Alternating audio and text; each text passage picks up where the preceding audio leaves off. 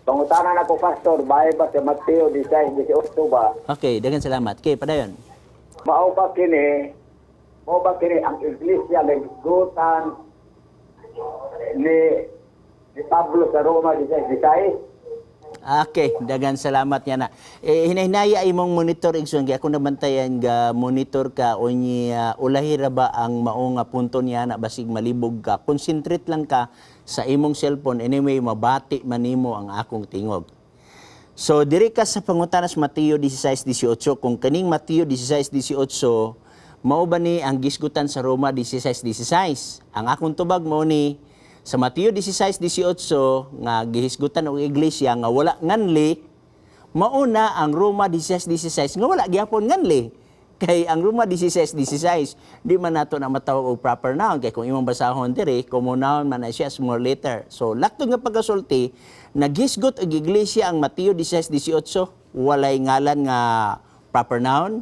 Naghisgot ang Roma 16:16 walay proper noun nga ngalan. Go ahead, follow up Igsoon.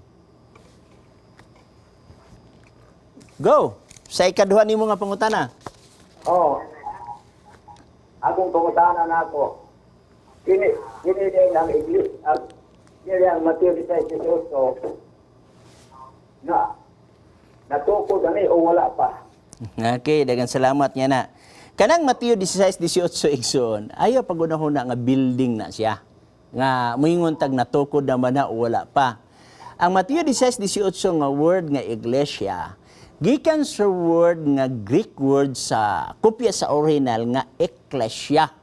Ang word nga ekklesia usa na siya ka compound word nga duha na kung bungkago nimo. Ang usa gitawag nato og ek, usa na siya ka preposition sa Greek nga buot pasabot out of. Og ang kalio nagpasabot to call. So to call out of meaning to say dili ni siya building kundi mga tao.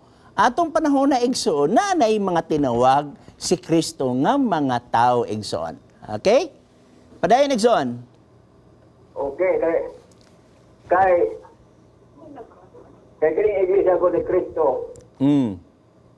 Diri naman ko nawasan ang dili si Kristo mo ang ulo sa iglesia. Oh, tinuna Efeso kapitulo 5 bersikulo 23 ngadto 25.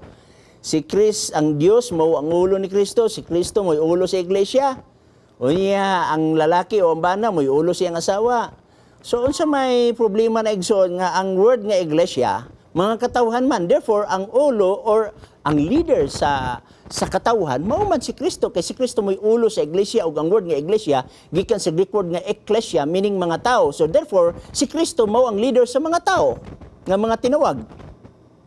Dili na building, dili na kabilya, dili na simento. Mga tao na siya. So sa ato pa si Kristo mao ang ulo or leader sa mga tinawag nga mga tao. Palabig son. Go sa follow-up. Hello. Oh, kay basig nalibog ka kay usahay ang gitudlo magud sa mga simbahan karon. Ang gipamatuod nga ang word nga iglesia usa ka building. So nabutang sa tungunahuna nga building ni siya unya mo ni ang atong gipasikupan nga ang word nga iglesia igsoon mga tao na siya dili na siya building. Padayon. Ang follow-up na ko ana nga pangutana. Ngano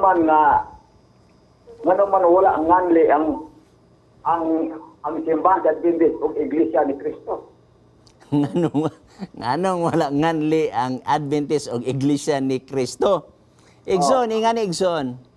Tanan baya wa nganli kung atong basihan ang Mateo 16:18, walay simbahan karon, walay pundo karon nga nakapasar sa Mateo 16:18 kung ang atong isgutan ang proper noun. Kay walay proper noun din sa Mateo 16:18. So, ang problema manggod kay naay mga theologian nga magbasa og Mateo 16:18 ug butangan nila proper noun nga wala diha. Kung atong basahon na, nagingon diha, "Thou art Peter, and upon this rock I will build my church." Igo na sila sulti diha. Wa mo ingon diha nga, "I will build my church, and this church named," butangan ni ngalan. Wala may ngalan diri. So, kanang pangutana, dili na siya matubag kung ibase nato sa Mateo 16:18 kay ang tinuod sa Mateo 16:18 wala may proper noun nga girekomendar kung unsay ngalan anang gitugod nga iglesia ni Cristo Dios. Mateo 16:18 walay proper noun nga gibutan diri. Next, John.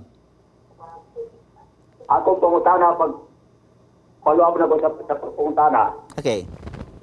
Kanang buhat, City, Versículo 38. Manuman nga sa English, Northman, English sa King James, sa Tilingban. Buhat? Unsa may Kristiyana? Unsa nga buhat? Buhat?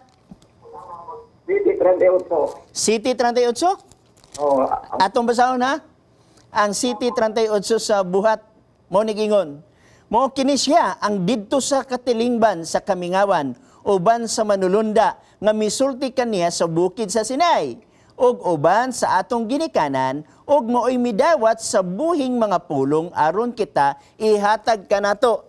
Kining buhat City 38 usa ni kapag pamatuod aron matultulan nato kung unsa ang tinuod nga iglesia nga wala manganli sa proper noun is Mateo 16:18. Naghatag ni siya ideya nga ang tinuod na pagtulunan didto ni kanhi sa katilingban sa Kamingawan. Meaning sa panahon ni Moses. O sa panahon ni Moses, walay Domingo nga nagbantay didto. Puro mga Sabbath keeper ang tuwa didto. Puro Saturday ang ilang pag-obserbar didto. Walay Domingo. So laktod nga pagkasulti, kung balik tas Mateo 16:18, matultulan nato kung unsa ang tinuod nga simbahan, kay nagbantay siya sa adlong igpapahulay. Kay gitudlo nimo, ikaw magani naghatag ani nga bersikulo nga kini siya kini siya ang didto sa katilingban sa Kamingawan. Meaning to si balik sa nga Moises sa paghatag sa 10 ka sugo ug sa ikaupat nga sugo mao ang adlaw ipagpahulay ikapito Sabado.